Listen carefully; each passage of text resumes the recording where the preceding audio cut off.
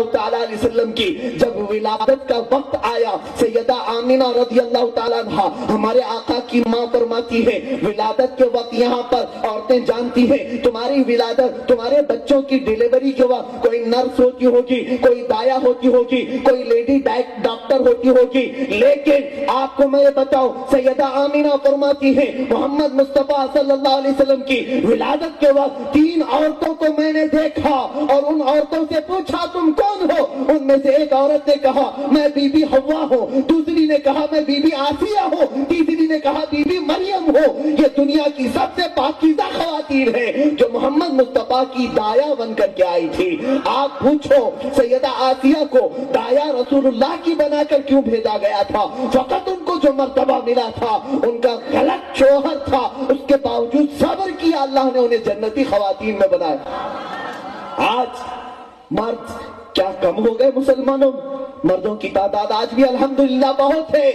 عورتوں سے گزارش ہے تمہیں یہ جو چہرے باہر نظر آتے ہیں کبھی ہوتا ہوگا عورتوں کی فطرت میں بتاؤں، مردوں کی آنکھیں اگر تمہیں تیز نگاہوں سے گاڑنے لگ جائیں تم یہ مت سمجھو کہ یہ تمہیں دل سے چاہنے والا، بلکہ حدیث پاک کی روشنی میں تمہیں بتاؤں ایک مرد اجنبی عورت پر نظر ڈالتا ہے تو وہ مرد کی جو نگاہیں اگر عورت کو پسند آ گئی سمجھ لو وہ تمہارا مسلمان بھائی نہیں بلکہ اس کی شکل میں شیطان کھڑا ہوتا ہے اور وہ تم پر نظریں ڈالتا ہے تاکہ تم شیطان کے فریب میں پھنس جاؤ۔ پتہ نہیں کتنی خواتین کتنی بچیاں ایسی چلی گئی، لیکن آج کے بعد سے عہد کر لو مصطفیٰ کریم صلی اللہ علیہ وسلم کی میلاد میں آئی ہو، رسول کریم صلی اللہ علیہ وسلم پر جان نثاری پیش کرنے والی خواتین کا کردار میں نے تمہیں سنایا۔ ارے اس فاطمہ زہرا کا دوپٹہ پھٹا تو ہوتا تھا لیکن دھبے والا نہیں ہوتا تھا، ان کے چادر میں پیوند تو ہوتے تھے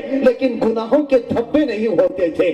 آج تمہارے کپڑے سفید ہوں گے، بہت زیادہ پریس کیے ہوں گے، لیکن غیروں کی طرف سے دیکھے ہوئے دھبے لگے ہوں گے۔ ان دھبوں سے اپنے آپ کو بچاؤ، اس لیے کہ آج ایک قوم کی بچی جب باہر نکلتی ہے تو اس کے ہاتھ میں اس کے باپ کی عزت بھی ہے، اس کے ہاتھ میں اس کے بھائی کی بھی عزت ہے، اس کی ماں کی بھی عزت ہے۔ میں آپ کو بتاؤں کئی ایسے معاملات پیش آ رہے ہیں۔ میں اپنے ماضی قریب کی بات، ایک بہت اچھے بزرگ کو میں جانتا ہوں، ایک مسجد کے متولی تھے، حلقہ ذکر کرایا کرتے تھے، بیٹی کو بہت اچھا پڑھایا، کالج میں BCom کیا، لیکن ہائے افسوس آج سے 3 سال پہلے آج بھی وہ حاجی صاحب موجود ہیں، مسجد چھوڑ دیا، گھر چھوڑ دیا۔ وجہ کیا ہے؟ ان کی بیٹی ایک کرسچن کے ساتھ چلی گئی، BCom تک پڑھایا تھا لیکن اس کے بعد حلقہ ذکر لگانا انہوں نے بند کر دیا، مسجد کی متولیت سے استعفا دے دیا۔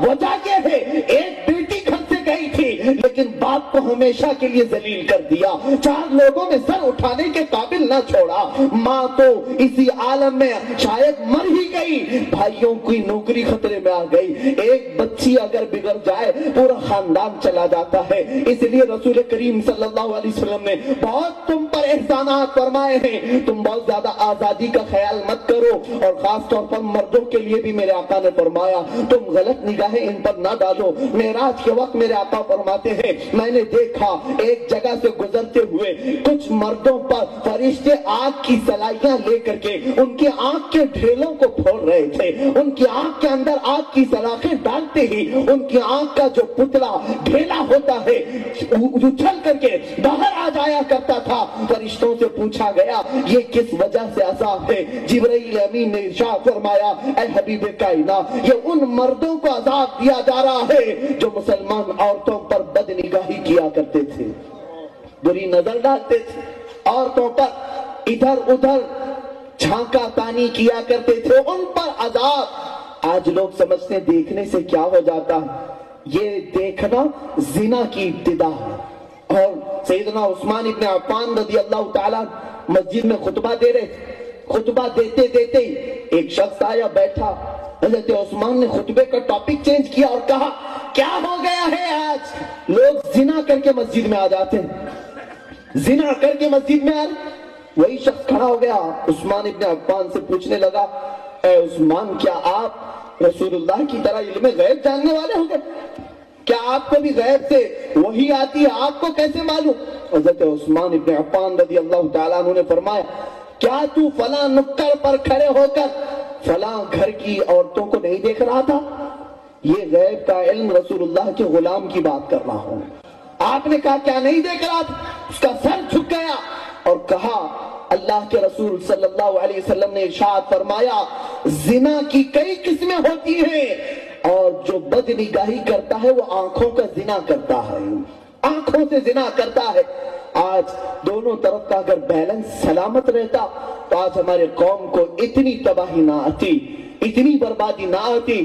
نوجوانوں سے میں پوچھنا چاہتا ہوں جو آج درندے تمہاری بیٹیوں کے سلسلے میں نعرے لگاتے ہیں، اور عجیب حماقت کی بات پورا ہندوستان چپ ہو گیا ہے، ساری جگہ پر، میں سب کی بات نہیں کرتا اللہ ماشاء اللہ، سب جگہ سے زبانیں خاموش ہو گئی، کہیں سے نعرہ ہے بہو لاؤ بیٹی بچاؤ۔ کس طرح تمہارے گھر سے بیٹی لا کر اور غیروں کے گھروں میں بہو بنائے جائیں اور وہ اپنی بیٹی سنبھال رکھے۔ میں آج ان تمام لوگوں کے لیے بھی یہاں کہوں گا اللہ تعالیٰ نے جب تک زندگی دی ہے میں جیوں گا اور مجھے ان کی کوئی پرواہ نہیں ہے۔ رسول کریم صلی اللہ تعالیٰ علیہ وسلم نے جن گھروں کو عزت عطا کی ہے تم بہو لانے کی بات کر رہے ہو، اور آج میں یہاں سے ایک میسج دینا چاہتا ہوں نوجوانوں، تم یہ ثابت کر کے بتا دو الحمدللہ ہماری بہو بھی سلامت ہے، بیٹیاں بھی سلامت ہے، تم اپنے گھر کی خیر مناؤ، اس لیے کہ اگر مسلمان نوجوان ایمان کی حالت میں نکل گیا تو تمہارے گھر گھر کی بچیاں ہمارے گھر کی بہو بن جائیں گی۔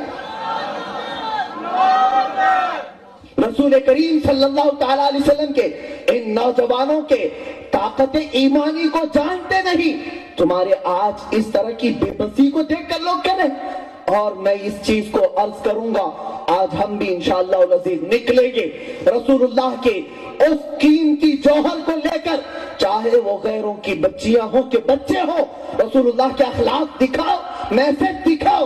اور میں یہاں امید نہیں یقین کے ساتھ کہتا ہوں ان لوگوں کی بولتی بند ہوگی، یقیناً چند دنوں کے بعد ہمارے دامن میں بہت ساری بچیاں ایسی ہوں گی جو رسول اللہ کے ترانے پر رہی ہوں گی، ہمارے گھروں میں بھی وہ بیٹیاں آ جائیں گی جو رسول کریم صلی اللہ علیہ وسلم کی شہزادی مخدومہ کائنات فاطمہ زہرا کی کنیزاؤں میں شامل ہو جائے گی۔ تم یہ عہد کرو اپنی بیٹیاں بھی بچاؤ، دوسروں کے گھروں کی بھی عزت رکھو۔ میں آپ کو یہاں سے یہ درس نہیں دینا چاہتا کہ دوسرے غیر مسلموں کی عورتوں پر بری نظر ڈالو، ہرگز نہیں، اسلام اس بات کی اجازت نہیں دیتا۔ جس طرح تمہارے گھر کی عورت کی عزت ہے اسی طرح ایک غیر مسلم کے گھر کی بھی عزت ہے، یہاں تک کہ اللہ کے رسول صلی اللہ علیہ وسلم اپنے سپاہیوں کو جب بھی جنگ میں جاتے تھے، جہاد میں جانے سے پہلے حکم دیتے تھے اس ملک میں جانا وہاں عورتوں سے چھیڑ چھاڑ نہ کرنا، وہاں بوڑھی عورتوں پر حملہ نہ کرنا، حاملہ عورتوں کو نہیں پکڑنا، ان کے بچوں کو نہ پکڑنا، وہاں کے درختوں کو نہیں کاٹنا، وہاں کی عبادت گاہوں کو نہیں توڑنا، اتنے احکام دیتے تھے۔ آقا کونین صلی اللہ علیہ وسلم سے زیادہ رحیم و کریم کون ہے؟ اور غیر مسلموں کے لیے بھی میرے آقا رحمت بن کر کے آئے تھے۔